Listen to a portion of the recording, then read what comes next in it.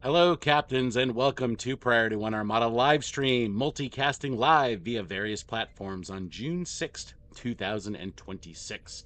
Sixth? Sixth. That's a number, right? Yeah, I think it's a number. It is now. It's totally a number. Um, it is now. Yeah. Oh, you know what? I just realized I don't have the chat up. How do I do the chat again? Oh, this happens every time. I forget how to stream, and it's like it's like I'm doing it for the first time every time. Anyway, You, um I'm your host, Tony, not a very good host, obviously. And tonight we're admiring the ships of Star Trek Online in Wolf 359. Joining me tonight are my two co-hosts, Ken and Lance. How are you two doing this evening? we are doing well, or at least I am. I'm Oh, answering for Lance. I, You know what? I'll I go with that. I will accept Ken's description of my day. you're hoping it's good. It's good so far. I mean, I had a friend recently get my carrier destroyed in Dune Awakening, but we'll talk about that some other time. Oh, who is this friend? Do we know this friend? She's often plagued by asteroids. We'll just Was say I, there an asteroid involved in your carrier? I don't know, but maybe an asteroid caused a random sandstorm. okay. Oh, thank you. Um, Kaishiku, thank you for gifting 5 subs. That's awesome. Thank you so much. Well, we have a very special guest with us, all the way from the Utopia Planitia shipyards, Star Trek Online ship artist Pundus. Pundus, welcome to the Hello. show, and Very thank happy you to be so here. very much for joining us tonight. Yeah. Hi. So Yeah, happy to be here. yeah, we were talking before the show, and we were talking about Dune, obviously, because that's all Lance could talk about. We wouldn't shut up about Dune. Yeah. Um, and and we were talking about various sci-fi things and whatnot. So we're going to continue the conversation in a little bit with Pundus. Hopefully talk about his journey to Star Trek Online and some of the recent stuff you've been working on. So we're really looking Oh, forward to that. Um, so Ken, tell us what else is on the agenda. After a quick update on Star Trek Online and Priority One Armada news, and highlighting some of the outstanding members within our community, we'll continue our conversation with Pundus. We'll also be running some of the missions and TFOs featuring the awesome ships in Star Trek Online. Um, I sorry, I should have changed that. We're actually not going to cover any news tonight. We're just going to talk with Pundus and chit chat. oh, cool. Um, so yeah, I apologize. I should have taken that out. Before we go any further, though, let's kick off our first giveaway of the night. Okay, captains, um, for your chance to win 999 Lolanaut favors. Uh, Type in the word. Let's see. Am I doing this right? Type in the word intrepid into the chat. Intrepid. Also, speaking of the chat, let's give a shout out to everyone in the chat. Our fearless leader, Winters, is there. Ursa, the Incredible G, Cat is there. Um, Big Damn Nerd, Razorback, the Wookie. Um, oh, thank you, Ken. Oh, Ken, so generous of you. No problem. Um, Chloe STO is rating. Thank you. Welcome, everybody. Let's see who else we got here. Uh, Teacher Guy, how's it going? Baron Von Zolo, Cairo. Um, let's see. GNOP, Captain BG, Wolfpuck, Nova. So yeah, so welcome everybody. Thanks, Sigourney Weaver. Thank you. Yeah, so welcome to the show. We're gonna have a good time tonight. We have a few people here on our Discord server. We have Sven, Flair, Hatsune. So everybody, welcome, welcome. Yeah, thanks for coming in. And if you are not a member of the Priority One Armada and want to stay in touch with us in game, then come join us in the Priority One Online chat channel by typing in the chat box /channel_join space Priority One, all one word, and then hitting the enter key. We have a merch store, so come check out our Armada themed goodies from t shirts to towels, cups to caps, and even pillows can be yours if you follow the link on our website or Twitch page. And if you want to be a member of our Priority One Armada community, simply head over to PriorityOneArmada.com to sign up. We have multiple Federation and KDF fleets for you to start your career in the Priority One Armada.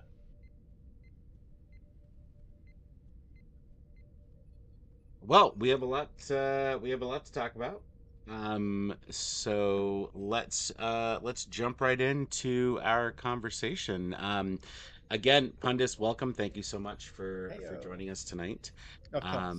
You've probably done several interviews recently with some of your recent work that we'll get to in a little bit. But Mhm. what one thing I always like to start off with is, what was your first exposure to Star Trek? And I guess the second part is a little assumptive, but when did you realize you would become a Star Trek fan? I'm assuming you're a fan, but you can tell us otherwise. I am a fan. My first experience with Star Trek is I came home from school. I was in primary school, not sure how old, and it was on the Sci-Fi Channel when it was called the Sci-Fi Channel, and they were playing TNG reruns. And I remember like one of the first, if not the first episode that I watched was The Most Toys with Sal Rubinek and Brent Spiner as Data. He kidnaps Data to add to his collection, and that was my first exposure to Star Trek as a franchise, as a concept. And as a kid, I was always fascinated with like space and space exploration, and Star Trek being what got me into sci-fi as a whole. Like it was mesmerizing to young me, and ever since then, I was a fan. And like a couple of years later, I think one of the I guess only films that I watched in an actual cinema was Star Trek 2009, and from there on Into Darkness, Beyond, and yeah, it's become a big part of my life now. That's amazing. So have you gone back and watched a lot of the earlier stuff, the pre Oh yeah. 2009 stuff? Yeah. Um, after Like, funny enough, I was watching the TNG reruns. For some reason, the Sci-Fi Channel stopped at like Best of Both Worlds Part One, and then looped back to starting from Encounter at Farpoint.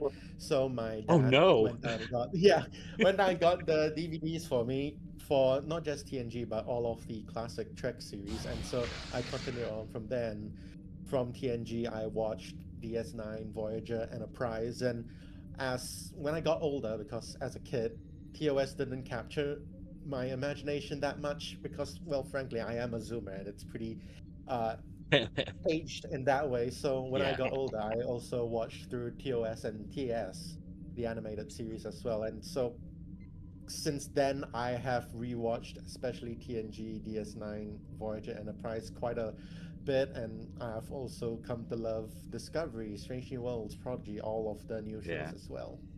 So let me get this straight. There was how long of a time frame was it in your life where you just assumed Best of Both Worlds Part 1 was the last episode of the show and that Captain Picard was a Borg for the rest of his life?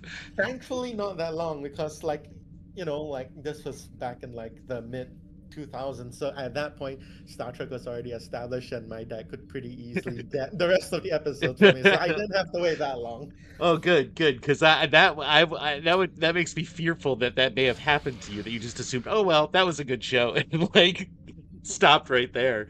I think I'd love for Ken and Lance to chime in here too, but I think it was a very similar experience for me. Is that I would come home from school, and this was, I mean, I'm old enough that I remember when TNG premiered. I used to watch it with my parents, every Sunday night, and then it after a couple of years it became syndicated and it was on every day after school.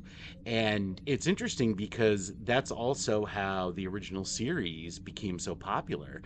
And I think one of the biggest mistakes that Paramount made or CBS made is that when they decided to launch their own network and then they put Voyager on that network and then didn't have reruns in the afternoons after school, I think that sort of like stifled the franchise a little bit. But Lance, did you have a similar experience? Because you and I are about the same age. Did you watch it after school like I did? No, my introduction was actually probably earlier because I was the youngest of three brothers, and I believe the first time I saw Star Trek was Star Trek II: The Wrath of Khan. I believe it was when it debuted. I think ABC had it as like a Sunday night movie of the week or something like that. And that was the first time I saw Star Trek, and I was hooked from that point on. I used to get on the city bus, go down to our library, and check out the VHS tapes of the original series. So it was basically Wrath of Khan, and then the original series got me hooked into Star Trek. Oh wow. And then, and then model building. I loved building the models. I got all like the Ertl models that they had back in the day. I used to love putting those together. Pundus, are you old? Are you old enough to have done anything with models? Was there any physical sort of interactions with models or toys Yeah. that got you excited about starships?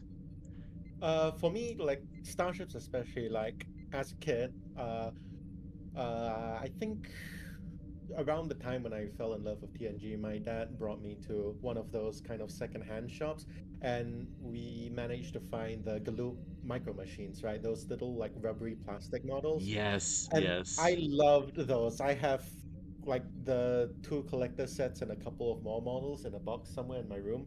And like I'm still not, and I wasn't really a like model kid kind of person, but as a Yeah. kid, like I posted a few pictures to my Blue Sky, but I would use cardboard or like cardstock and make like really crude I models of yeah, ships that yeah. I liked Yeah. from the shows that I watch Yeah. with like permanent mark and pen to See, that's my draw in windows and stuff.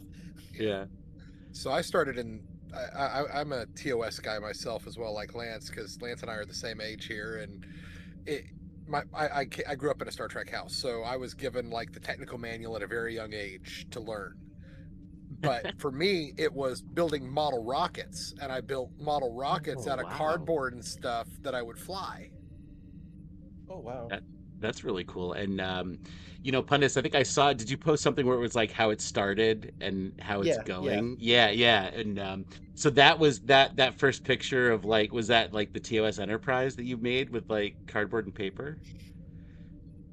That that's supposed to be an Excelsior class ship. It's the one that blows up in the of Oh yeah, no, Chilcotin no, I DS9. totally meant Excelsior. Yeah, yeah, yeah. That's no, it looks exactly like it. It's great. It's perfect. Um, yeah. So that's awesome.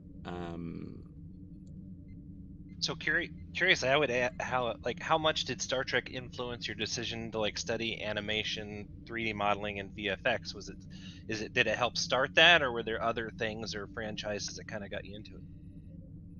I think uh so funnily enough, when I was in after primary school, I did my O levels, and well, no, I did my PSLE, which is in Singapore the equivalent of O levels but for primary school. Then I went into secondary school, and I ended up going into a more science and tech focused secondary school, and I realized that as much as I liked it, it wasn't really for me, and so I did well enough in my O levels that I found during my time in secondary school that I had more of a passion for art. So I used my O level results to get into an art focused diploma in a polytechnic. And like my passion for that comes from making Star Trek fan art basically, which is what I did in my free time while in school.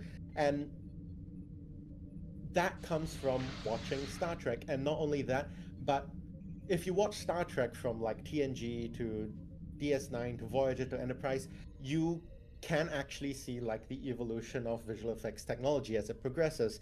In Yeah. TNG, they were pretty limited to having Yep, physical models, and like agreed. when a ship had to explode, they would just paste stock footage of an explosion on top, and then the model would disappear. But by the time you get to Enterprise, you could see like they could actually have like damage effects and more realistic like space battles and such, and that inspired me to want to learn to make that kind of thing. And it wasn't just Star Trek, shows like Stargate and Doctor Who as well, you could see the evolution of technology and computer graphics as the shows themselves went on. And so I realized that I enjoyed that and that's something I wanted to do. So I pursued a diploma in digital animation, and playing Star Trek games like Star Trek Legacy and mods for games like Bridge Commander, that inspired me to specifically focus on asset creation, so like making 3D models and such, which is, in short, how I ended up making Starship models for Star Trek Online. That's wow, that's amazing. So I just want to be clear, if I'm following you. You Yeah. started off going to school to build real starships. You realized it would take too long, and then you decided to make virtual starships. That's what I'm hearing. Not sure, we can go with that one. um Side note, Tony, I think we need to boost our audio a little bit for yeah, Smoothie. yeah, I did that a little bit, so hopefully that'll help. Also, alternatively, you can just turn the volume up on his computer. That's another option. You can do that these days? That's yeah, there's there's a there's a knob for that. So, Pundus, after your studies, what did your journey look like before working on Star Trek Picard? So, after my studies, I pretty much had to take like a gap year. In Singapore, one of the things that we have here is mandatory military service. So I did my time in that. It was cut short for medical reasons, but I basically had a gap year, and in that time, I got to work on Star Trek Picard because the production designer on the show, Dave Blass, reached out to me, and he knew me because I had become friends with Roni, and so I did some work on Picard for him. Most iconically, the launch of the Enterprise F was pre-visualized by me, and I also did some of the promotional renders for the Atom Prime Fleet Museum, for the refit of the Titan into the Titan A, and some of the miscellaneous starships that showed up throughout season 3. But through that connection with Star Trek Picard and my friendship with Thomas, Thomas brought me on to do animations for the Star Trek Online tie-in series X Asterisk, which was a series of in-universe lore videos that were posted to the Space Dock YouTube channel, where we would go through ships that have shown up in Star Trek Online. And it ran for 6 episodes, and I worked on the animations, on the 3D animations for 5 of them. And that really taught me a lot more about animation than what I learned in schools, because it was specifically about starships and such, which were my passion. And all throughout that time, I had also been spending my own time practicing 3D modeling. Like I would model canonical ships from the shows and such, which most of them can be found on my portfolio. But through that, all of that work and my friendship with Thomas, when the transition that STO was undergoing to Deco originally happened, he suggested and vouched for me as someone who would be beneficial to work on the game, and I am ever thankful for him for doing that. And yeah, I managed to prove myself, and it's been fun, and that's how I got to work on STO So since, yeah. how did your friendship with Thomas develop? Because it sounds like that predates your work on Star Trek Picard and getting involved Yep. with Star Trek Online. So, I used to make Star Trek Online fan art, and I still do sometimes. But one of the things that happened was that Mike Fadum, who was then the community manager and now is again the community manager, I managed to plot with him to do a bit of trolling on Thomas, which is that it was right after the release of the first X Asterisk episode, which only Thomas worked on, which was about the Pathfinder class. And so in DS9, there's this infamous ship called the Jaeger, which is a kit Oh bash of yeah. the Intrepid class, and the Marquis Raider at Yeah. completely inappropriate scaling. And so since the Pathfinder is the Intrepid class variant of STO's modern day, and Thomas worked on it, I did a bit of trolling and I kit bashed what I called the Path Jaeger class, and Mike pranked Thomas with it by showing it to him live on stream, and so that was the seed that would become my friendship with Thomas, and that only grew after that when one of the former cryptic ship artists, Donny Vasaja, who left to work at the Roddenberry Archive, I made a dedication video to him that was posted on Twitter, and like through that, my friendship with Thomas grew deeper, and we became great friends. And after he retweeted and one of tweet of mine that got Dave Blast, the production designer of Picard, to notice me and got that whole ball rolling. After I worked on Picard, he suggested that I work on X Asterisk with him for STO, and that, yeah, and I've told the story from there on out. You're That's getting some requests in the chat for releasing the Path Jaeger, so they may want you to finish that one. At least as a Who skin. knows? At least as a skin. So I'm I guessing you.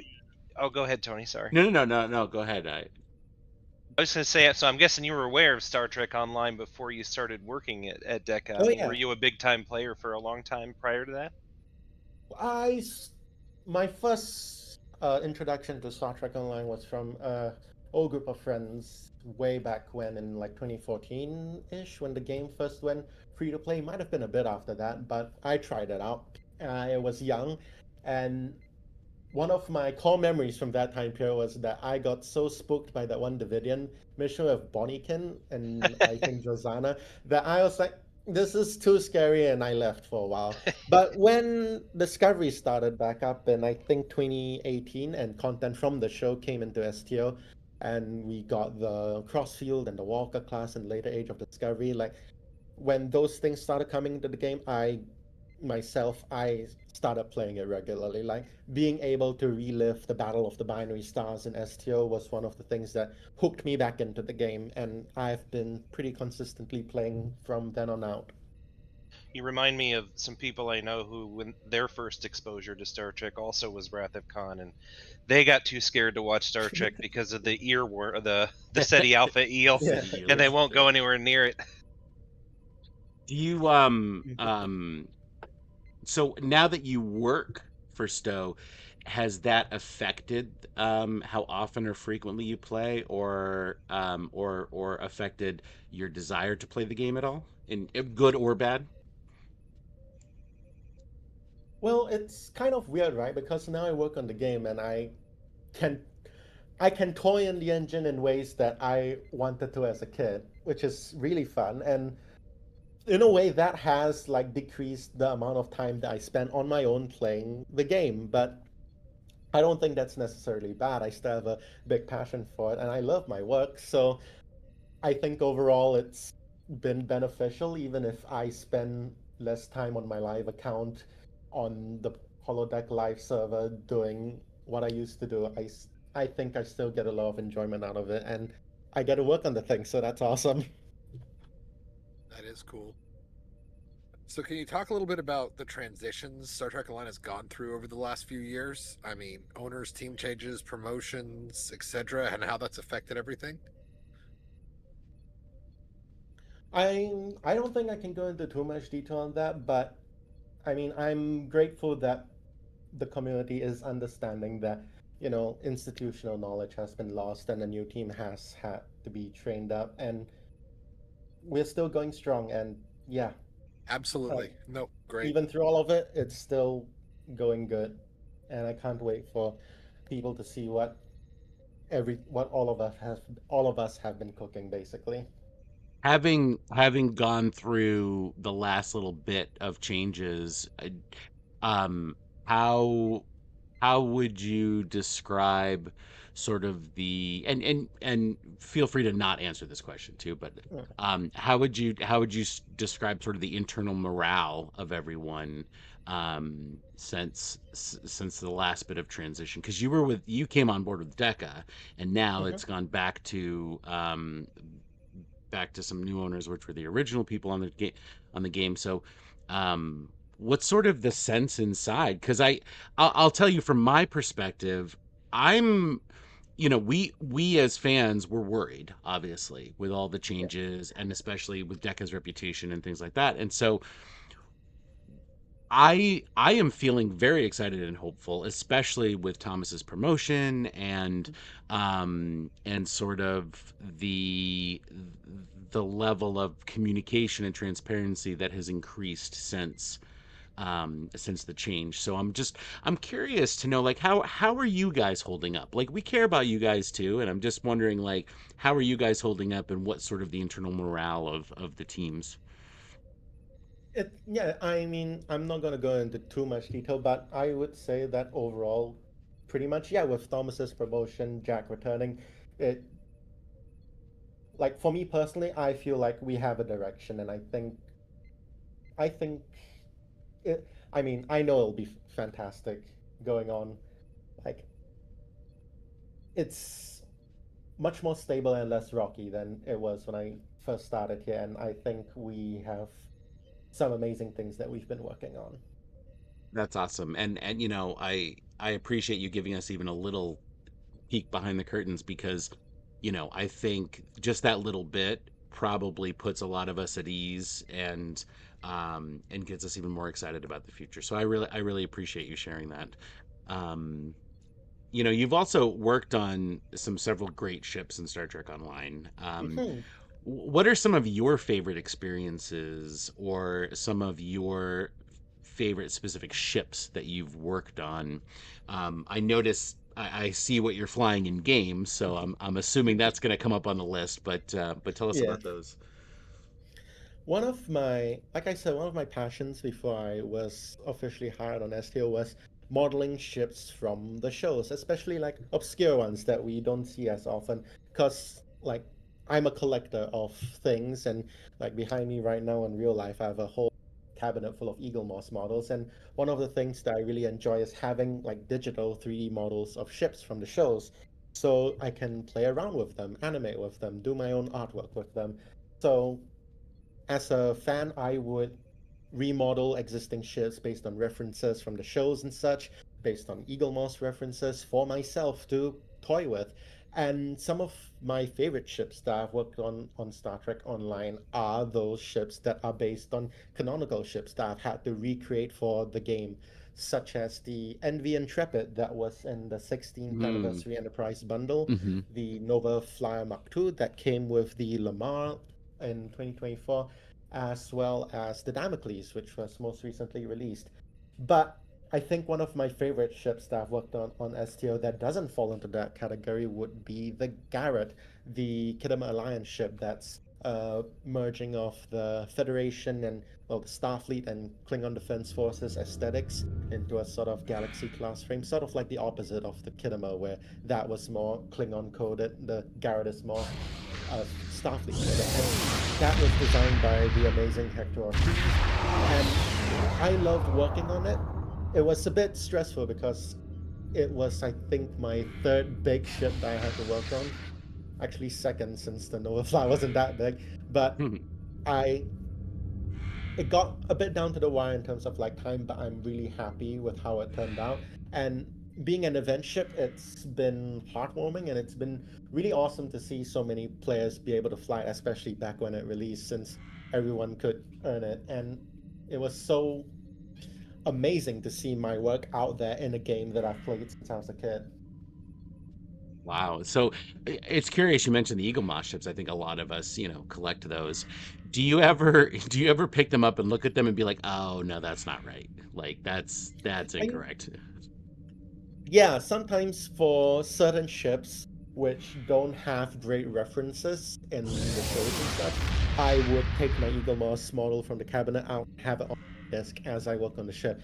I've done this before, like I did it with the NV Intrepid. There are some angles of it, like off the aft, where all of the shuttle bay was like in shadow and such, where I would look at the Eagle Moss model and see how they figured that out and see if I could implement any of that in my own model for the game, and Hmm. if that would clash with on-screen references or anything, or like angles of the ship from the bottom which we don't see as much, I can look at the Eagle Moss model, I can hold it in my hand and know like how it's shaped, how it's built, how what silhouette I'm trying to get, all of that sort of thing. And it's also kind of fun to be able to have physical reference and be modeling it digitally at the same time.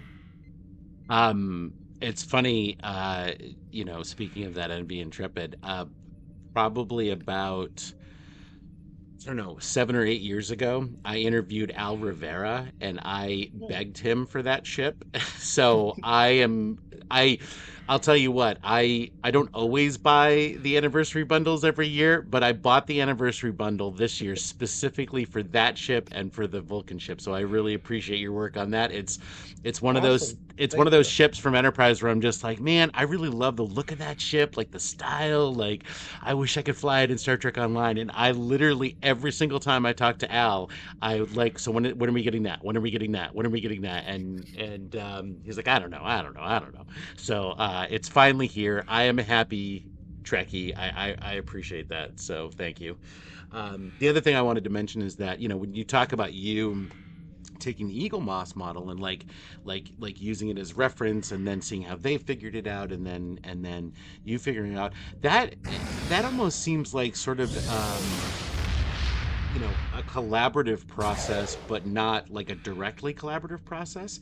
And do you hear stories in other parts of the industry about similar things where, like, I mean, I'm sure, Dave Bloss talked about it, where he talked about, saying like, well, we need ships for Picard, season 3, like who's doing ships, and then he found out about the game, and like, and it seems as though the last several years that a lot of the Star Trek content creators, model creators, things like that have really sort of like been a little bit more open to sort of informal collaboration. Do you kind of get that same sense too? I mean, like, honestly, like, hmm.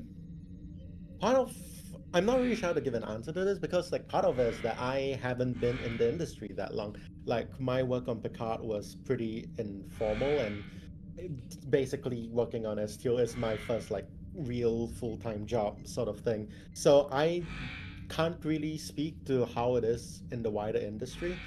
But yeah, so not sure how to answer that unfortunately. I'll tell you what, I think I appreciate your honesty there. And the other thing is, I think that you have accomplished so much in such a short amount of time. I mean, how long did Thomas work on Star Trek Online before he then worked on a Star Trek show, right? And Yeah. you've just been able to sort of jump right in and get mixed up with all this stuff, on-screen canon stuff, in the game stuff. I mean, I think that just speaks to your talent. So Thank I you. think yeah, I think that's something that, and I appreciate you being here sharing that with us. So thank you. I will be honest though, like speaking of that, like a lot of it also comes down to luck and connections, and that is like maybe an unfortunate truth of the art industry as a whole. But like I wouldn't have gotten the opportunity to work on Star Trek Picard if it weren't for my prior connection with Thomas or with the sheer luck and chance that Dave Blass saw that tweet and was also really open to getting fans working on the show. So like it's I'm not going to put myself down. Like I did put in the effort and without my own effort, like Thomas would have noticed me, but it's undeniable that a lot of it also has to do with luck and connections. And I think that's something that I would say is important to keep in mind, especially for people who want to enter the art industry, is that it's not just about being good at what you do, but you also have to put yourself out there and make connections and such. Geez, Pundus, you just come on here dropping the truth bombs everywhere. Um, I gave you a chance to take all the credit and the talent. I gave you the chance, but I think everyone thanks you for that honesty. So No, it's a really good point, though. I mean, networking is what it's all about. If you Yeah. want to, it's not just, there is a level of talent and ability that you have to have in your own, absolutely. But it does help to network and grow your connections, and you can learn from a lot of different people, and I'm sure that's helped you along the way. Yeah, I would say they are of almost equal importance because if I didn't have my own talent, I hate to speak like that about myself, and put my art out there, Thomas wouldn't have seen it. But if it also was like bad, Thomas wouldn't have cared about it, for example. So it has equal weightage, I would feel, that you need to both be good and to put yourself out there for people to recognize you and recognize that your work is good. you don't have to be humble here. It's Completely fine. agree. So It's fine. You don't have to be humble here.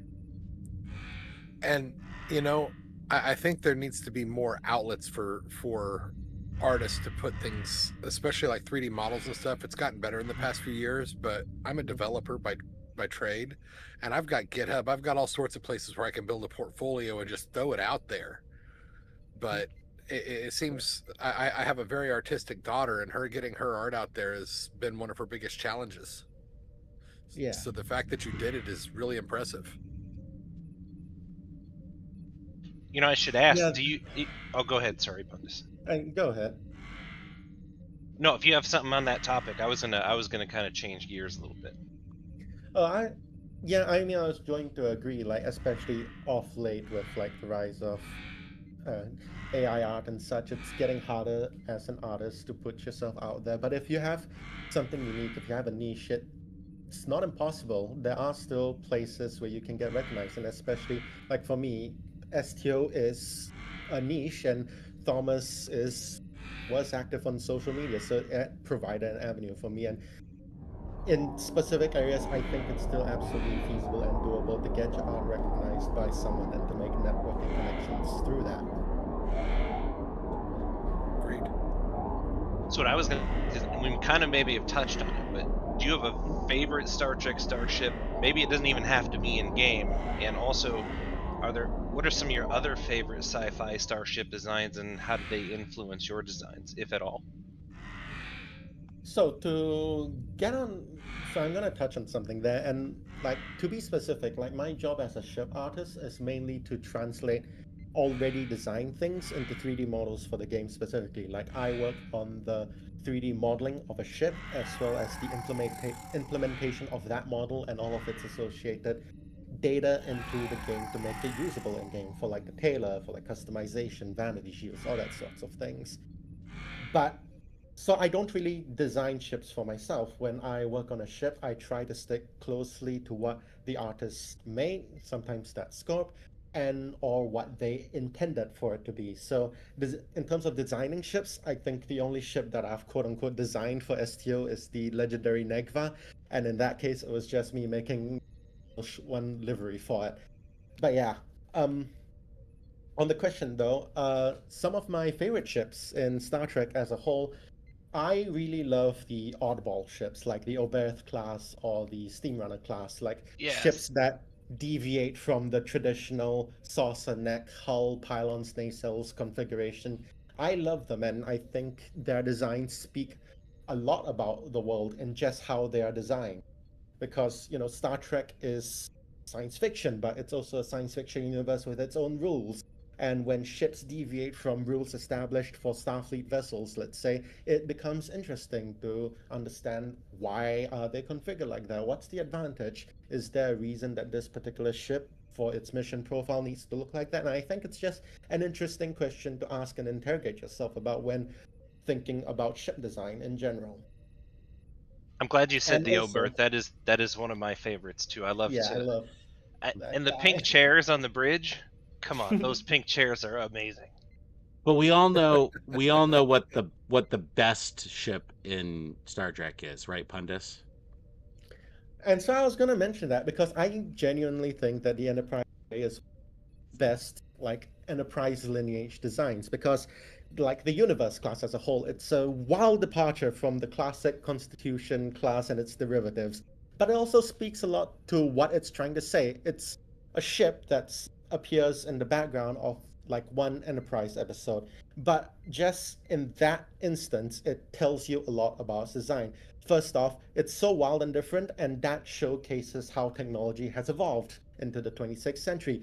Like, you can have ships with that little pylon, for instance. Like, it's so thin, but it still works because tech is just that advanced now. And it has such a wild design, like it's supposed to be like a whole city on the inside, and you can almost get that from the little view that we get of it. And I think that's really cool that you can try to tell a lot of world building in just a tiny frame of a design that's seen in the background. I hate to admit Pundus, it, but it kind Pundus, of can you do fits me a in with the favor? Hang on. Pundus, do me a favor. Grab your microphone, extend your Yeah. hand out, and just let it go, and then walk away. Mic drop. How There we was go. that not That captured? that But yeah, I hope Winters is listening. I hope Winters is listening, and all the Enterprise J haters are listening, because you're as close to an expert on this as we can get. And like, I think that hopefully that will settle. That will settle. I am a little afraid because the chat has gone silent, but I I think we can all agree that we've now settled this argument. The Enterprise J is amazing and one of the best ships. And all right, let's just move on from there. although I All do have right. one thing to add before we move on. Are you sure? Because This I whole think you said everything that we need to hear. No, I'm kidding. Go ahead.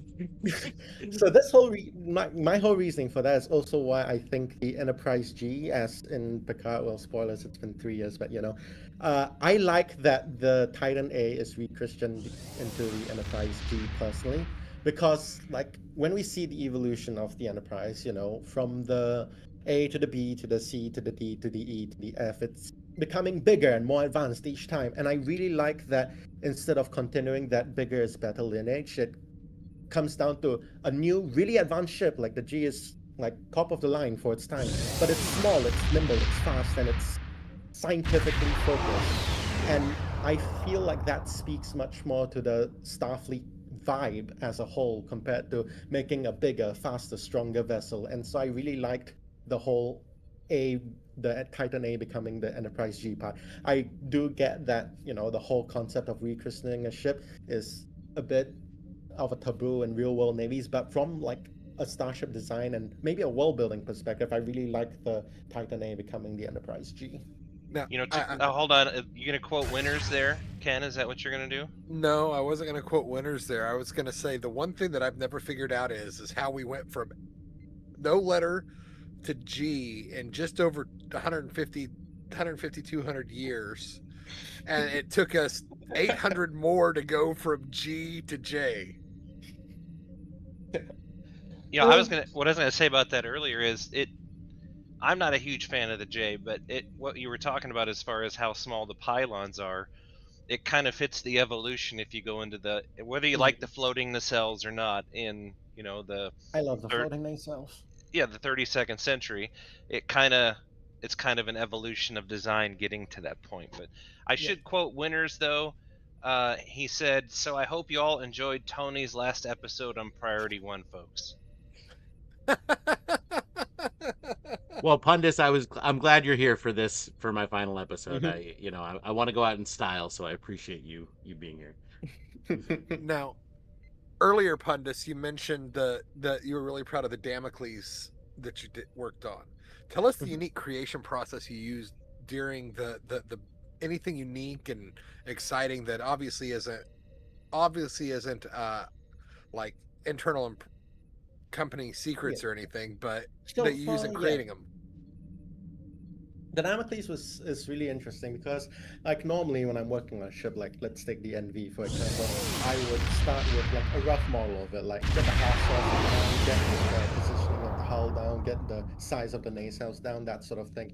But for the Damocles, instead of going through that, all right, rough model, better model, into the engine, test everything, I did a rough model first and I got into the engine first because when I was talking about the Damocles with Thomas, he suggested that since in the Strange New Worlds episode, The Broken Circle, the operations officer Mitchell comments that she thinks it's like a crossfield class ship, and it does have the crossfield saucer, but it's otherwise entirely different.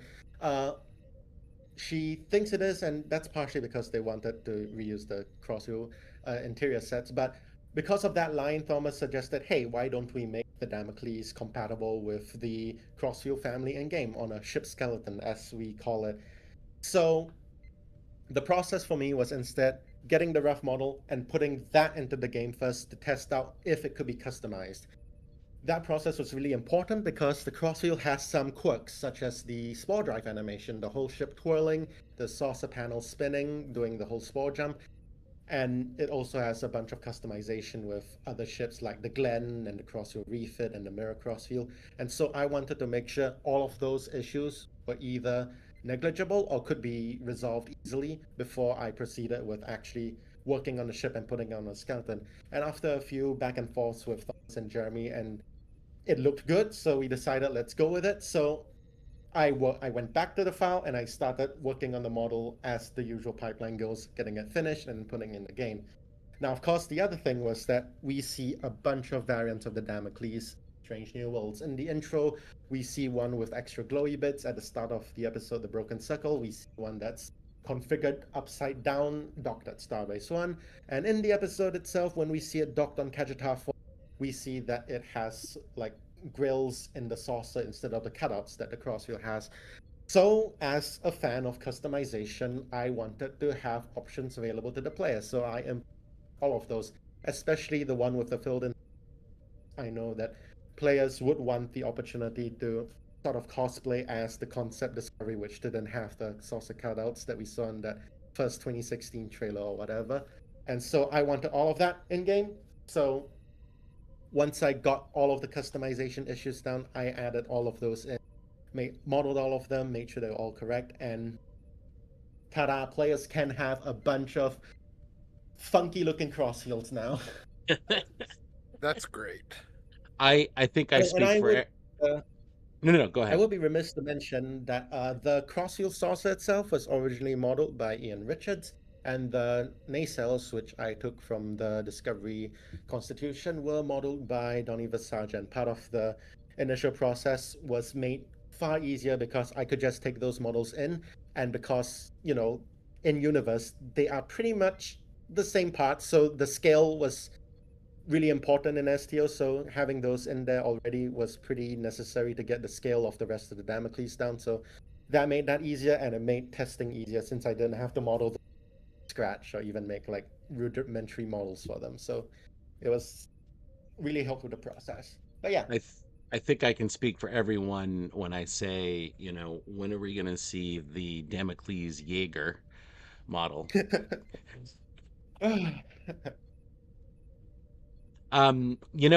It's Star Trek Online is a passion for all of us here. I mean, that's why we're all here. That's why we're talking to you. Yeah. We certainly appreciate your contributions to that. And I Thank know you.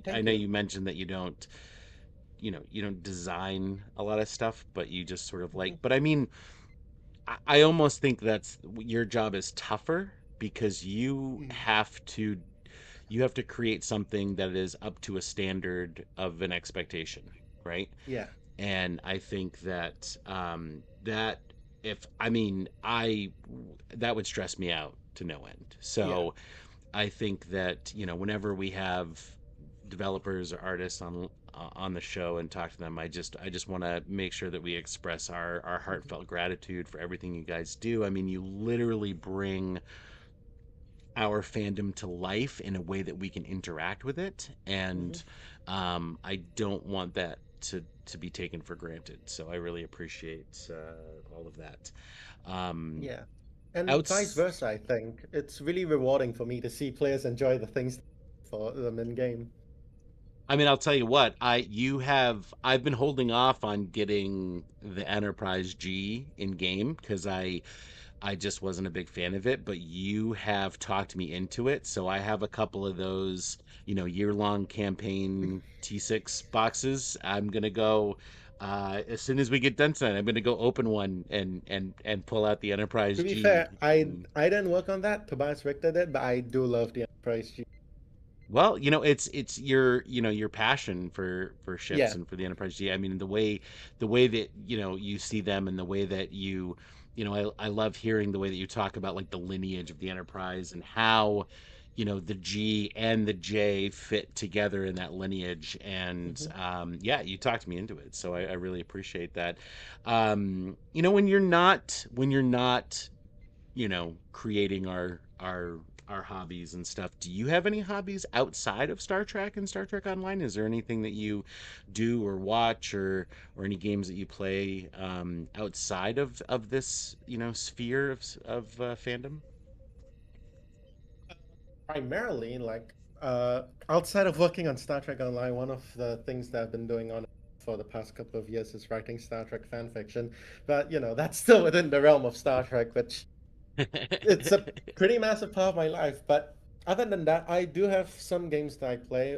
One game that I started playing like a couple of years ago that I really enjoy is called Dramal Apotheosis. It's an open world survival exploration game with a lot of world building and a lot of exploration for the player to do, with the caveat that it's built entirely within Minecraft. And I think that's awesome that creators can use Minecraft itself like as a game engine and as a storytelling medium. And it's honestly one of my favorite games of all time. And it's almost entirely in vanilla Minecraft with just like visual mods and quality of life stuff, and it's awesome. And that's basically my currently my only other hyperfixation other than STO. That's really cool. That sounds really interesting. Is it are the graphics very similar to vanilla Minecraft, or do they Yeah, have their own skins? they have like for their own like lore specific things, like they have like it takes place in its own fictional universe on the continent of Dramal. It's very fantasy with a bit of sci-fi in it, and for some of the things they override like existing Minecraft things for their own world building and such. Like they don't have villagers, but they have their own unique race of beings called the Dremari, which are like humans with antlers. So some of the Oh, stuff is overridden, but I think it fits perfectly within the Minecraft aesthetic. And again, one of my favorite games of all time with lots of lore. Can you spell that for me? Drehmal, and you can find it at dramal.net. Okay, it's because awesome. I've got a really big Minecrafter in my house, and so I want to show that to her. Hell yeah. Oh, that's awesome. Um, well, you know, Pundus, was there anything that we didn't cover that you wanted to talk about tonight? I think someone asked the question and like didn't go through it, but it was something about what other sci-fi or ships that I like outside of Star Trek. Yeah. Yeah. So, one of the other two major science fiction franchises that I enjoy are basically Doctor Who and Stargate. Stargate, I quite liked as a kid, and I do think it has like, especially for like all of the different races, I really like that they all have like really established and locked in design aesthetics. Maybe with the exception of the ancients slash Assyrians, which pretty much have differing aesthetics between Atlantis and like Destiny or whatever. But like human ships, the Tauri ships, the Goa'uld ships, all have really specific aesthetics and design choices that I really like how they went about doing that. And in Doctor Who, it's just crazy stuff all the time, and there's so much lore that it's not really consistent, but I just enjoy the goofiness of it.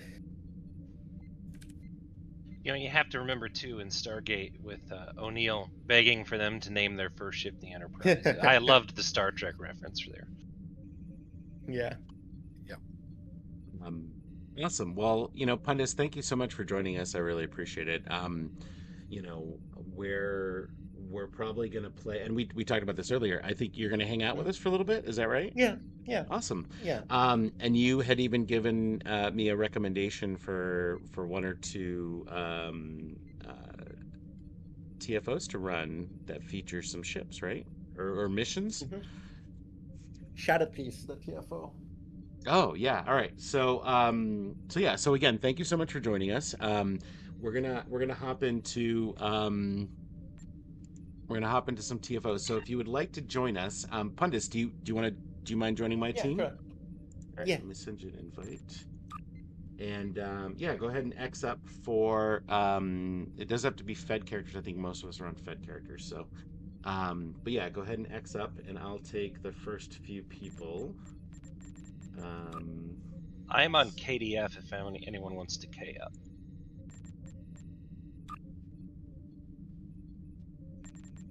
all right, so I got up to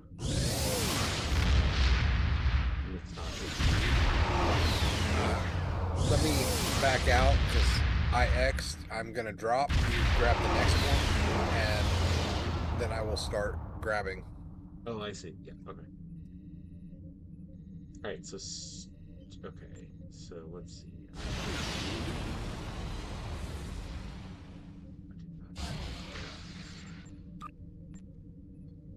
So That's me. Oh, that's you? Yep. Oh, whoops. Okay. All right. So I think I have everyone that's X'd up so far. If you could grab um, the ones who are Xing up in the Yep. Priority 1 channel, that'd be great.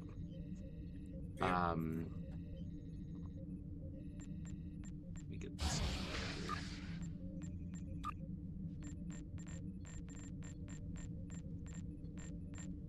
So you mentioned that you like this one because it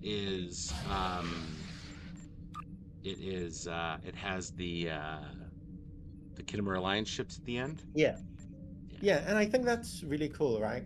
So for like the past couple of years, even before I was here, STO has been doing Kittimer Alliance ships, our own unique creation, the Kittimer Alliance with its own aesthetic that was developed specifically for STO. And I think it's really cool to have a mission where not only do we get to see them, but we also get to fight them with the abilities that they got when we got them as player ships. So I think that's really cool. And like hats off to Mayo, I think, who is the systems designer who did that whole boss fight sequence. I think it's awesome. What was the name of it? Shattered Piece. Shattered Piece. Okay.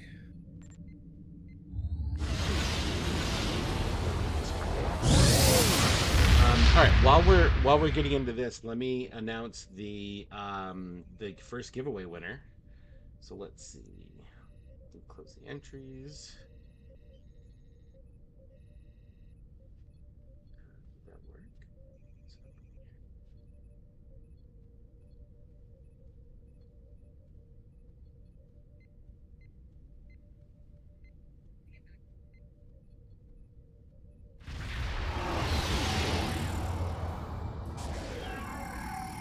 This is 7 of 9 reporting from Alliance HQ on the ground. Kittimer 2 is under attack. I repeat, Lance, Kittimer did you 2 get is anyone to under K up? attack. No. I'm gonna invite you, which will give me a full team. But I'm on KDF. I'll make it a private group. Oh. That's a good plan. All right. So the winner of the first bundle of Lilinaut favors is Big Damn Nerd. So congratulations. And go ahead and send us a private message on Negative. Twitch Judging by the with damage your, pattern. in-game @ handle. After Hopus, protecting our civilians became a priority. Thank you for helping us. One.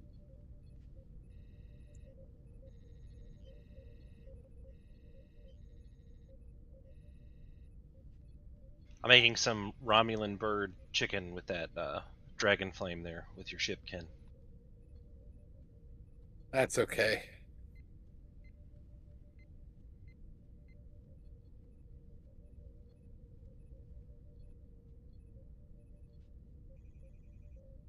Now, I do love that new TFO where you do fight those 4 Alliance ships at the end. That is a fantastic TFO. I will agree.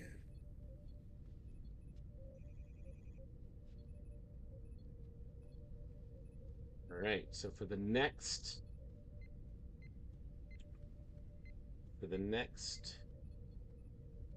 bundle of Lilinaut, 999 Lilinaut favors, type in the word Garrett. And maybe you're sensing a theme with tonight's giveaway. Alliance. It is good to see you again. Somebody is in the Etherean Harmony. Deactivate the affected ships before they warp out. Orb weavers are ready to contain the affected Pundus, ships. when you're working on stuff, I'm assuming you guys have probably staff meetings and stuff. Do you get a chance to give input or anything into other stuff, or is it mostly because you're doing stuff that okay? And like specifically, like when people are working on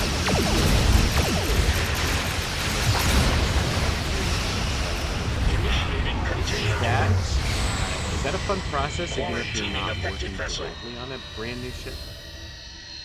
Yeah, I mean, I think Thomas and Jeremy has spoken about this, but one of the things that Jack, the returning CEO, did was to have us all play the game together. And so, like, it's not only in staff meetings, but during like those play sessions where we get talk about the game, like even things that we specifically aren't working on for ourselves, we get to talk about it and comment on it and give feedback about systems, both upcoming and existing in the game, and how we think those can be improved, which I think is really awesome. That's great.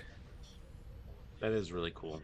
And I think you know, it's interesting because you know, as Star Trek Online has evolved, you know, there's been certain things that I've sort of missed about the game that we had back in Mm-hmm. the day. And I think you know, with Jack coming back and sort of like, you know, the game having gone through this incredible journey up to this point, and then having like some OG, you know, people back in that are at the helm, it kind of makes me feel excited because you know, I'm hoping they bring that like old school energy, and maybe you can speak to that a little bit. I mean, you know, and I mean, you probably didn't experience it when it was first going on, but do you get the sense from like some of the people who have been there for a long time, like Jeremy and Thomas and all of them, that like there's sort of this re-energization that's happening? I would say, yeah, I would say, yeah. I mean, I can't speak to anything in specific, but just like the vibe of things is, yeah, pretty re-energized, I would say, just in general. That's awesome. Um and is there anything you can tease? Is there anything that you've been allowed to mention that you may be able to give us a little tidbit for? I will say when Um, Thomas was on, he basically confirmed Moopsy was coming. So, I mean, he gave us a big one. well, you see, the difference there is Thomas is the executive producer. um, At the rate, Pundus, at the man, rate you're going, you're going to be running Star Trek Online in the next couple of years. Don't, you know, God, one don't can sell dream. yourself too short. Don't let them reach I mean, I didn't get permission to tease anything beforehand, but like, I don't think it like wild to say that I'm working on new things. And if you've seen the roadmap, you can guess what new things I'm working on. So Awesome. You is see what I'll say about that. that's the one that's got me is now that they put the roadmap out, it's hard to tease stuff. Yeah. Well, the thing is like I am so happy the roadmaps are back because it's like I get it. You may not be locked into the timeline. Totally understand that, but it gives us stuff to be excited about. You know, like Mm-hmm. I it was really bummed. I was really bummed when like we didn't hear anything, and then it's like 2 weeks before new content dropped is when they announced it. You know, and it's like it just doesn't feel like it's as exciting, you know, whereas if you say, hey, here's a bunch of stuff that we're working on, you know, timeline is TBD, but like this is stuff we're hoping to put out in the next year or two, it's like that gives us something to look forward to. And I think that actually encourages people to play the game more because they're like it's on their mind, you know, they're like thinking about it. So Mm-hmm. I know you may not necessarily have worked on this part. One thing I've really enjoyed is the little mini trailers when they make those for new content or new ships. Those are always fun to watch when they debut. Oh yeah, one of the things that I did work on this year that I think was really awesome is I helped out with the 16th anniversary bundle trailer, the whole like 20-minute-ish documentary, I think. That was great. I So, loved that. yeah. Yeah, it was good. oh, you know, there was, I think before we went live, you mentioned something about that trailer to me. Is that something you want to mention? I don't know. I can't remember what I mentioned in specific, but what I can say is that I think like it's awesome that Thomas and my boss Phil are both like open to me doing things that aren't just like modeling ships, right?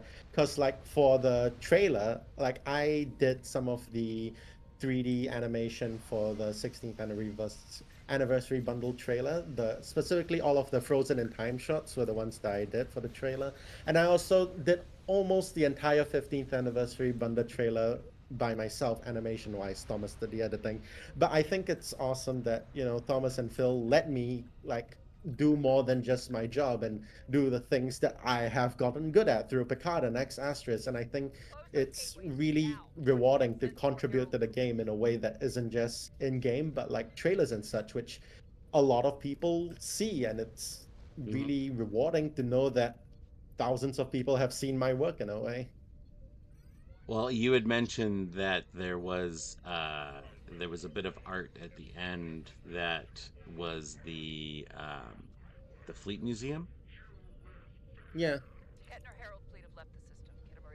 I mean, So I'll just say that I'm surprised not many people commented on that. That was obviously in game, but whatever. That's all I'll say on that. I don't know if we have any plans for that, but I think it's cool. It looked awesome in the trailer. I think It did. yeah, I think we're all going to go back and rewatch that trailer now and pause at the end. But um, yeah, I had said to Pundus, I was like, can you put a bug in someone's ear so that we can get a Fleet Museum social zone, please? Because we not only do we see it in Picard, but we also see it in Lower Decks, right? Yeah, move the captain's table to the Fleet Museum. That'll work out. I don't think we There see we it in go. lower decks. We see the Voyager get moved to Yeah, a yeah. display on Earth, but not to the Fleet Museum. Oh, I it don't wasn't the think. Fleet Museum? I thought it was the Fleet Museum. I think it was just on display on Earth, if I'm not mistaken, in the episode. Yeah, that didn't work out too well for them. That was such a little love letter to Voyager, where they Yeah. have to go through everything that they went through. Oh, I miss that show.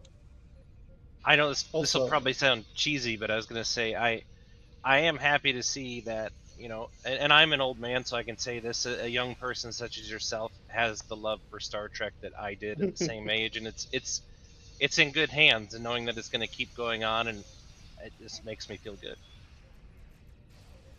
I'm glad to hear that. Yeah. I mean, I grew up with it too, so even if it's on reruns, like I would say that I'm really passionate about the franchise. I can tell you, I have 2 kids, and I tried, but neither one of them were interested. Of course, they have their own interests. I have one daughter; she's a huge Sonic the Hedgehog fan. Anything Sonic, loves it. She's an excellent artist. She draws. She likes to draw her own Sonic artwork. Very good at it. That's awesome. Now, so Pundus will appreciate this one. I have 3 daughters, and if I'm watching Star Trek, all 3 of them will sit down and watch it with me. They enjoy it. Aw. It's not Great. necessarily their first go-to, but if I turn on Doctor Who, the house is stopping.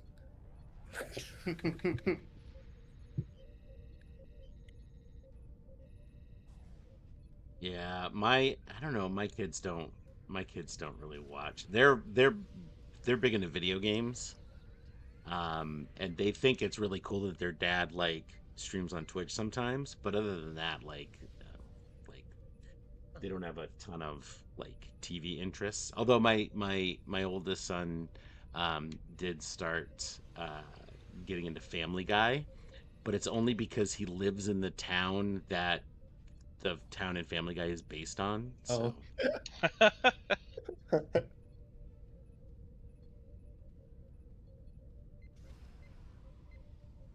Also, I really like the livery that the person flying I think that's the one of the Klingon carriers, the Vokuv has. It mm. looks like a really beefy La Serena. Oh, oh my God, it does. It's like it's like it's like the La Serena on steroids. Yeah.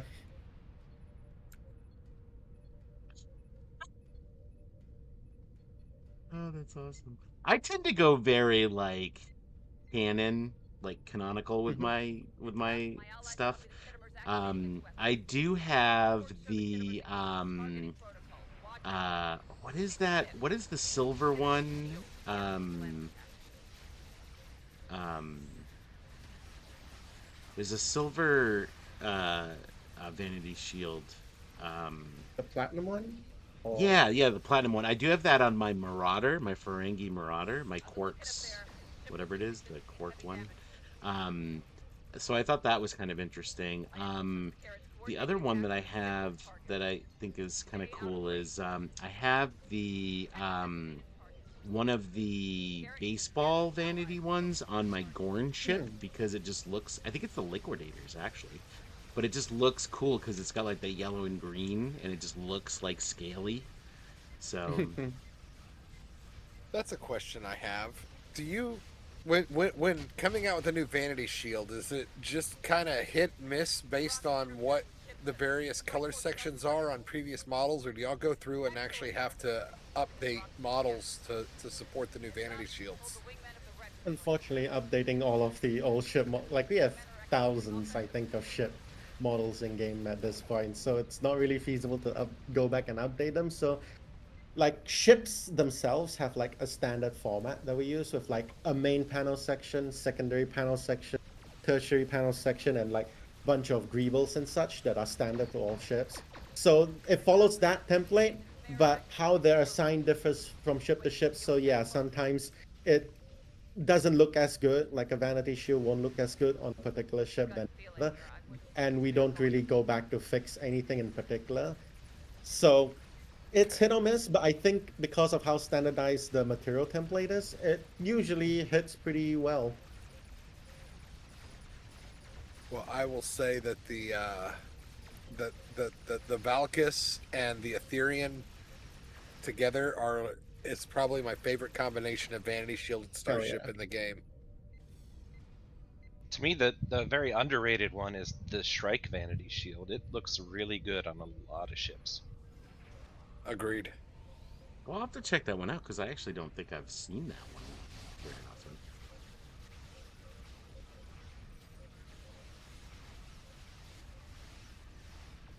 This is a great suggestion, Pundus, because I actually I don't play this TFO very often, so it's really fun to like go back and play content that I'm not super familiar with, you know. Yeah. Every once in a while, we do what we call pain stick night, where we play our Mhm. least favorite content, and we always end up running. Was it Procyon, the Battle of Procyon, or whatever? Oh yeah. Yeah. Um, and and one of our hosts, Kat, she hates Bug Hunt, so we always make her Oh. play Bug Hunt. What's that other She one really that's likes. If only they had like crunching side effects as you killed oh, each bug. oh. It's fortune cookies, Dr. Jones? Sounds like fortune cookies from Temple of Doom. Temple of Doom, yeah. Yeah, I Temple of almost Doom. said Raiders, Temple. Yeah. It's like those aren't fortune cookies, short round.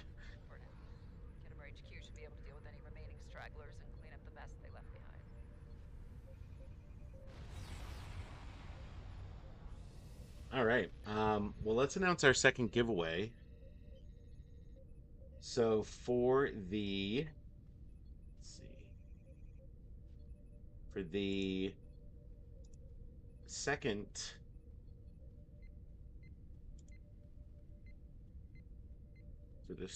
stack of Lillinut favors, the winner is Dwayne09. Dwayne09. So congratulations. Go ahead and send us a private message on Twitch with your in-game ad handle, and we'll get those forwarded over to you next day or so.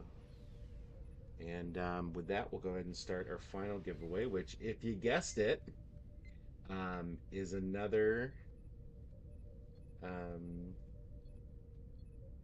Shuttlecraft. is another shuttlecraft. Is another stack of Lolanout favors. Another 999 stack. Get yourself a new floater. They got a new floater there. They got a new surfboard. They got or hoverboard. They got a new. They got those soccer jerseys. By the way, I live 12 minutes from Gillette Stadium, and I am not looking forward to the traffic for the next month. Oh. So I I am little sad about what's about to happen. You know. Ken, I So for just you, noticed on your Valkis that there's a singularity in the back of that. That is so cool. Yep, there is. Never noticed that until now. is that what that is? Yep, that Yeah, hole it's- right there is the singularity core. I flew right up to it Wow. because you can see the reflection of the star in the system, everything. That is really cool. Oh, now I Just want see, one. you can play this game forever, and then you just happen Yeah. to notice something new every time. Yeah. All right. So for your chance to win our final giveaway, another stack of 999 Little Enough favors, type into the chat the word Pundus. Oh, wow. So Pundus survival games, Dune, Awakening. That's all I'll say. Everyone that hears me on Oh this my episode, God. hears me on this stream. I've been obsessed with that game for months now. All I would right. have never Is there another TFO that you might recommend, Pundus, or what should we do next? That's got some Or nice. what's your pain stick? Or do you have a pain stick TFO? Oh, do I?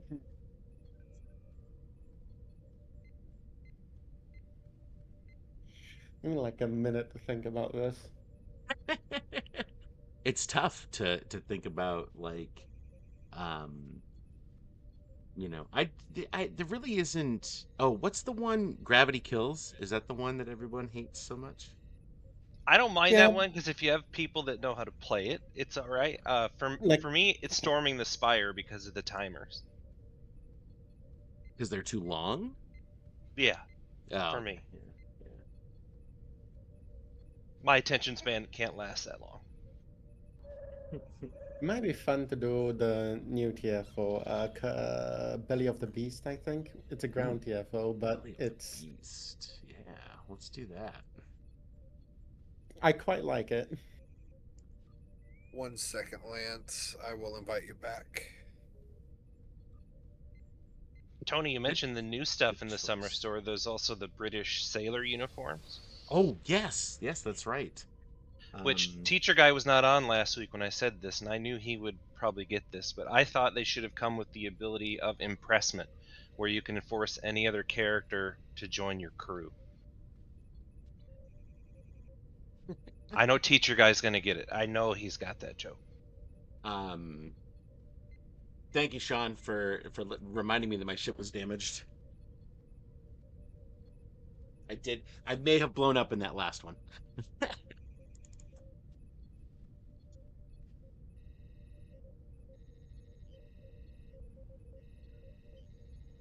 Thanks for joining me aboard the Midas Array. Let's get you up to speed.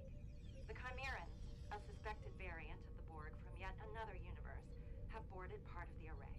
I was sent here to study them, but I did accept, didn't I, Ken? I did. Yeah. Yes, you did. My biggest problem, we're waiting. We don't have a full team this time, so we're waiting on someone to random into our group. That's okay. I'm just staring through the singularity. My biggest problem with Belly of the Beast is there are too many people who don't know how to play it, and it ends up in a random queue. I love the TFO itself. You get a good team, and it's a fun TFO. But you get a team who can't figure out to work together, and it can get very frustrating. I had one take like 30 minutes. Here we go.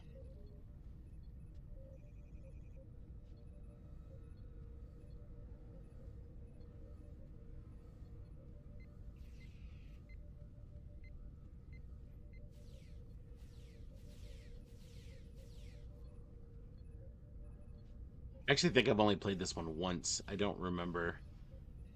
So feel free Good luck. to scream at me.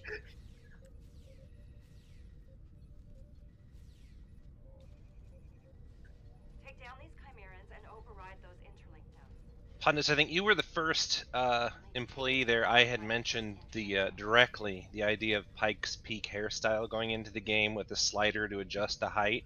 And I've gotten it through to several other people. Has it come up in a meeting at all? You know what? I can't remember, and thankfully, it's not. I'm not a character artist.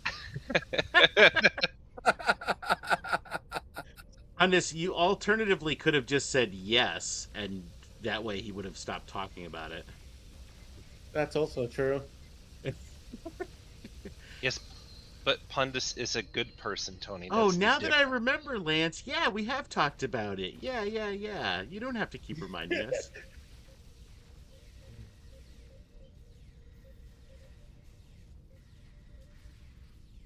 6 inches, 8 inches, 12 inches, 24 inches, and just keep making that peak grow. Yeah, you just- can make a Johnny Bravo with it. Oh, that's all you want to do. Captain Johnny Bravo.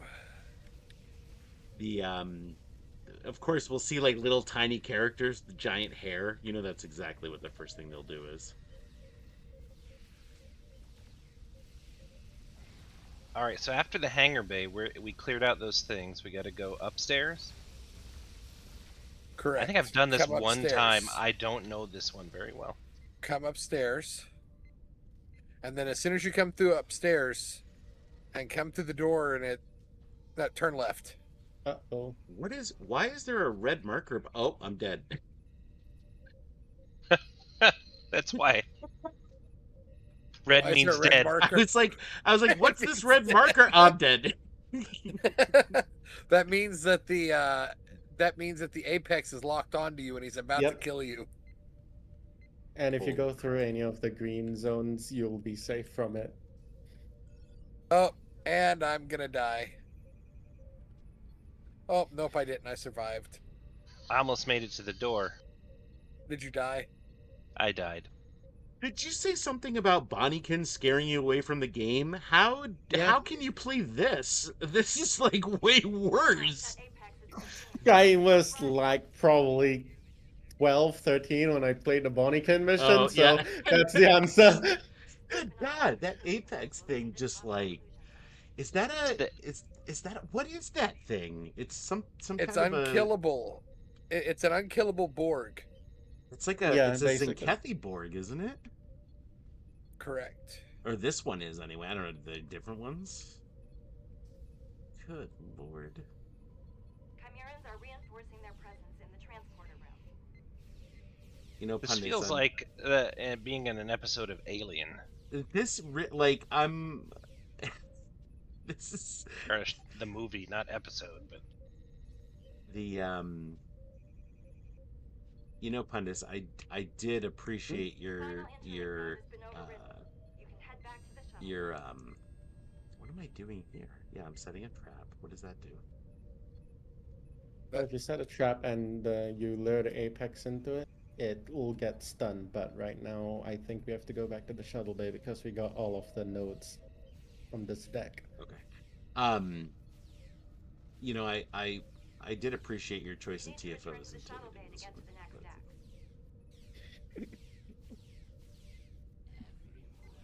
Like I said, this is one of the ones that is really fun. If you've got a team, you're on comms, everyone knows what they're doing.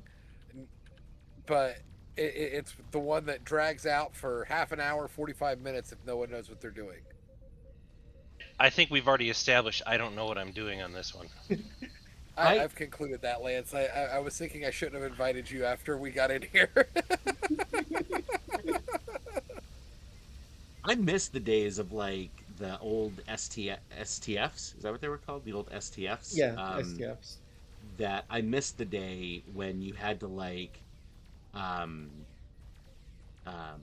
you had to like have a good team and like a strategy and everything. And it's actually funny because I back when Jeremy did the Stoked podcast, I was one of the support members for that show, and I took Jeremy on a guided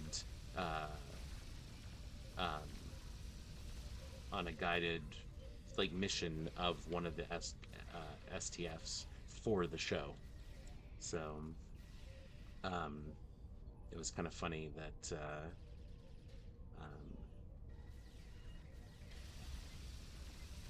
Everything okay? oh my God, Take the what turbo link is to the this next is I'm enjoying this, but I'm like crapping my pants at the same time. I actually made it to the green door that time. Well, I've got So he's now- trapped for now, but now I'm like signaling people and Ooh, cutscene. getting nowhere. Nice. So now we're headed to another deck to do the same thing, get the intel nodes while the big creature hunts us. Good. You made it. Fantastic. We're still on the first deck.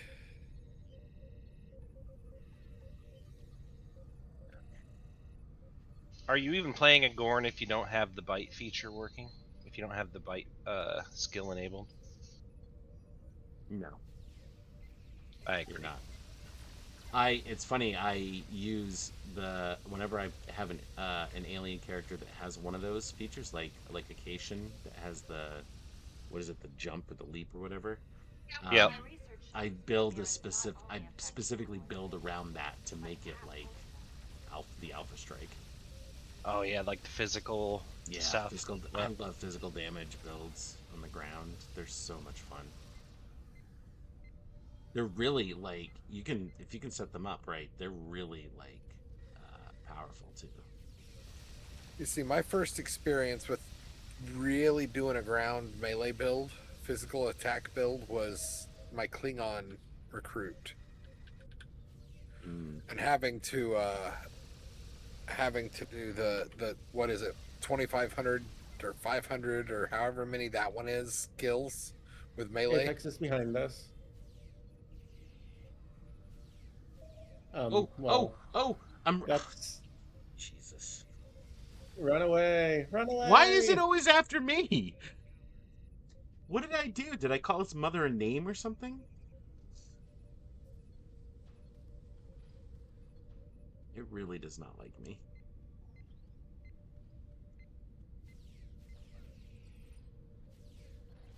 Ew, ew, ew, it's purple. What is this purple goo? I've been slimed. Why am I drippings with goo?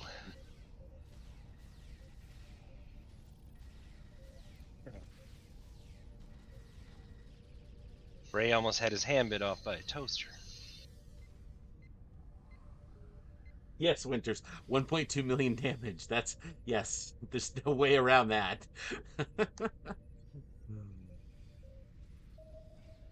Oh, is that what the Apex does? Is 1.2 Apparently, million? yeah. I mean, it was Yep. a lot. So, It does so much. Even the time device doesn't do much for you. Pundus, I wish you worked in the same office as some of these people because I would tell you to go to whoever's desk invented that creature and, like, I don't know, put tax in their chair or something because this is awful. And this is why I said I really enjoy this TFO. If you have a team who's communicating on comms and knows what they're doing. Yeah. Okay, well that door doesn't open. That's so cool seeing the Gorn walk out of that elevator right now. Oh, ouch. Oh, there it is. Can you make it? Can you make it? You made it. What station are we on here? Are we in a ship? This is the Midas array. That's right. Okay. It gets all gunked up in the last episode, most recent one, I think. What the Oh. crap? Did you get 1.2 million damaged? I got 1.2 million damaged inside an exclusion zone. Oh, I was standing inside the door, apparently too close to the door, and it got me through the door. youch. Oh crap. Is this where we need to go? Yeah, that's where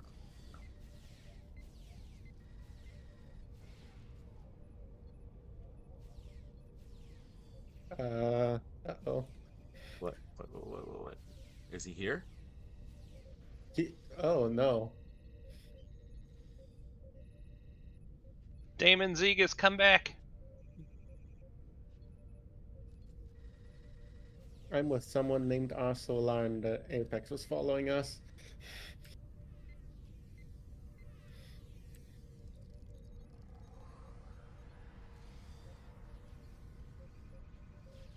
All interlink nodes have been overridden. Head to primary antenna control. Okay. So I have a standing I'm calling for backup. running kind of joke Director Hugh. when I at work that I tell people whenever you're sharing your screen or doing something where you're standing up in front of everyone, your IQ drops 50 points and your ability to type drops by 75%. And that's how I'm feeling right now playing this TFO. Okay, we got one of the nodes. Good, only 15 more to go. Oh, What? that's a dead end. Where am I? Oh no. Oh no.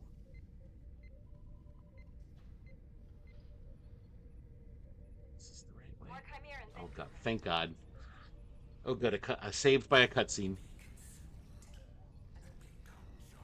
What Quick, is this target the thing? apex with the isoboramine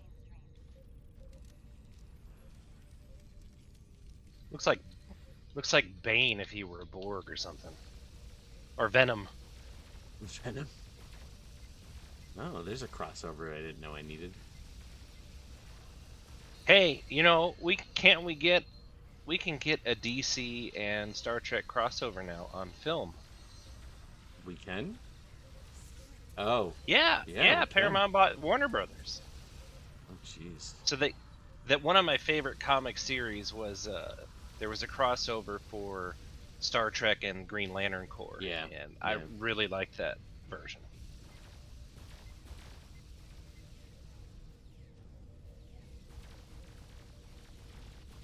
I'm actually looking forward to that show, the Lantern show coming up.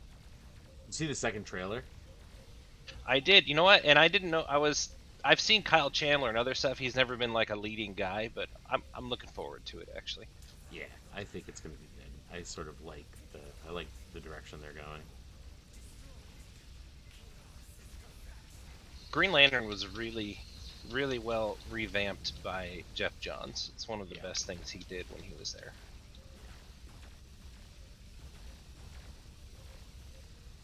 So I actually went to high school with one of the DC writers.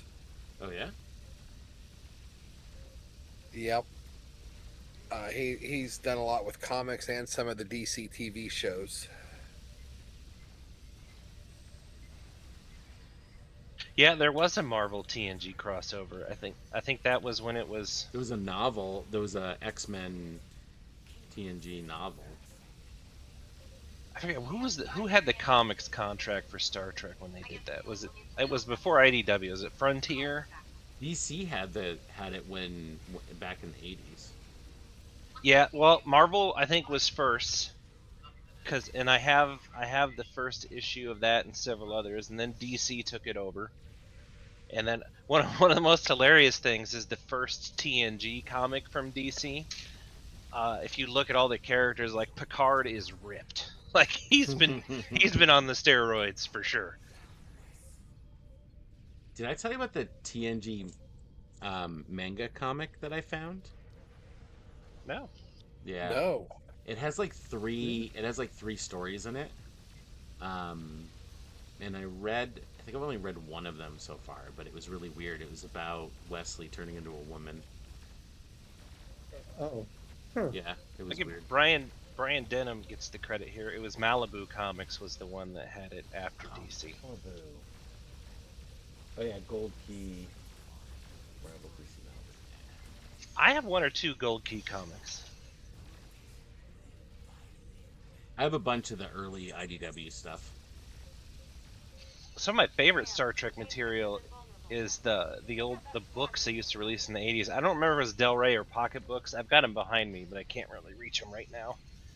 But like Doctor's Orders was one. There's one where like Kirk leaves. McCoy complains one too many times about how the ship is run, so Kirk leaves him in charge, and then Kirk disappears.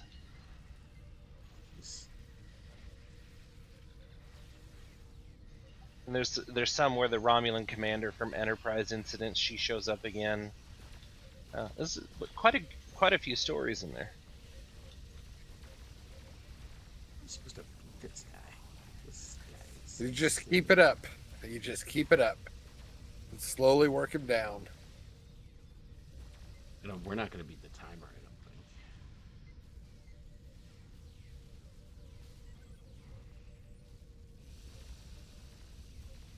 What is happening? There's so many of them. Oh my god. Art, Pundus, are you willing to share like any of your fan fiction like ideas or kind of the premises you like to go for when you write something? The Apex can't maintain its shield. It seems Ooh. I have a couple of them posted in the official STO Discord, but a lot of it is I started writing it before I started working on STO, and a lot of it is set in my own sort of continuity, post Picard, pre STO, with elements of both thrown in. You said that's in the official STO Discord? Yeah, there's a section for fan fiction and like Captain's Tales, I think, that I put them in there. I'm gonna check that out. Yeah. One of my favorite Star Trek book series was it's called like Myriad Universes, where it was kind of like what ifs. I don't know if anyone's ever read those series too, but yeah, there's some like where Kirk becomes the first officer for Pike, and Pike remains on the Enterprise, and there's lots of great, and they're like short stories too. And there's another one called Constellations. There's some really good stories in those books.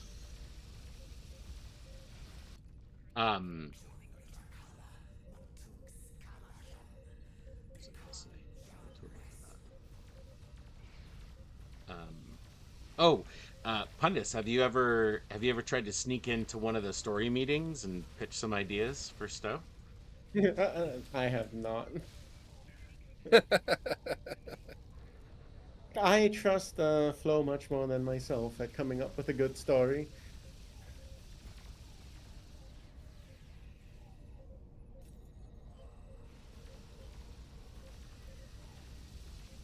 I just bit this guy like 3 times.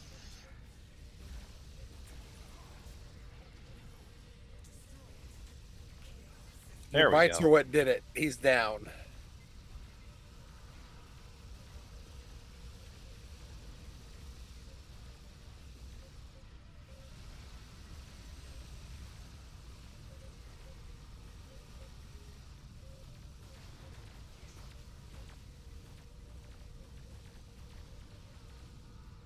Oh my god. So my disarray, what was that in it was in TNG, right? Like what was No, the... it was It in was in Voyager. Voyager. It's the Voyager. it's the array that they used. Oh no, Oh, is was it it in? is it the Pathfinder array? Yes, I think so. It's the Mutara interdimensional array thing. It They was use in. it to communicate with Sorry, Voyager. yeah, it was in TNG and it was also in Voyager. Was it in Is it- TNG? Yeah, yeah, Is it in the Mutara sector? That said, our efforts haven't stopped possibly. work on I remember the because it's they wasn't it like Cardassians were there and like the Okay. in TNG. That's the Argus array, That's isn't it? that's the the Argus array. Yeah, you Look, have the I Argus got- array, and then Yeah. you have I Midas got my array, which arrays is part of the appeased. Pathfinder project. Right, Yeah, right, yeah, right. that's correct. Yeah, right, with Barkley. That's right. That's right. Mm-hmm. Geez, I'm old. I got my arrays confused. So many arrays. So many arrays. There's an array of arrays. Yeah, yeah. Oh, jeez. All right. Well, let's go ahead and do our final giveaway of the night. So let's see here. We have another another stack of Lolanut favors, and the winner of the final stack is Twitablation. So congratulations. Go ahead and send us a private message with your in-game @handle on Twitch, and we will get those sent out to you. So, Do you remember the name of the array destroyed in the motion picture by V'ger? Epsilon 9? Yes, perfect. This is why you won Very trivia. good. Yeah.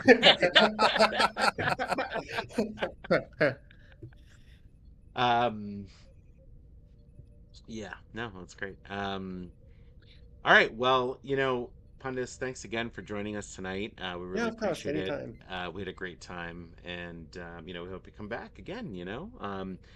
Next time you get another big ship, or even just to hang out, or to kick our ass in trivia, whatever. Any or all of the above. So we're gonna get wrapped up here. So that wraps up episode 395 of the Priority One Armada live stream. But before we go, here's a glimpse at next week's show. Pat will be in the captain's chair hosting with Nova and Brent. As with every show, we'll be talking about the latest news from Star Trek Online and the Priority One Armada. Plus, we will be teaming up with you in another adventure zone to earn more marks and dilithium. If you're not a member of the Priority One Armada and want to chat with us in game, then come join us in our Priority One chat channel by typing in the chat box /channel_join space Priority One, all one word, and then hitting the enter key. And if you do want to become a member of the Priority One Armada community, simply head over to PriorityOneArmada.com to sign up. We have multiple Federation and KDF fleets for you to start your career as a part of the Priority One Armada. We have a merch store, so come check out our Armada-themed goodies, from t-shirts to towels, cups to caps, and even pillows can be yours if you follow the link on our website or Twitch page. This episode of Priority One Armada Live is brought to you by our community Patreons through patreon.com. Find out about the thank you packages we offer for each tier and add your support at patreon.com/Priority One Armada. It's your support that keeps us going. And speaking of Patreon, a special thanks to our Patreon supporters like Wile E. Coyote, Syar, Teacher Guy, Amerigen, Hyperhydra, and Gojira. Want to be notified of our next live stream? Then follow our various channels. You never know what we will give away next time. And before we go, I would like to say thanks to our artist, Jason Smith, and our website designer, Captain Sum. Thanks to our community manager, James, with assistance from Gojinx. I would also like to say a very special thanks to my co-hosts, Ken and Lance, for joining me this week. And obviously, a huge thanks to Pundus for joining us tonight. Welcome, of sharing a course. little. Yeah, thank you so much. And finally, of course, a big thanks to you, the viewers, because without you, none of this would be possible. So until next week, take care, live long and prosper. Say goodnight, everybody. Have a good Good night. night, everybody. Good night, everybody.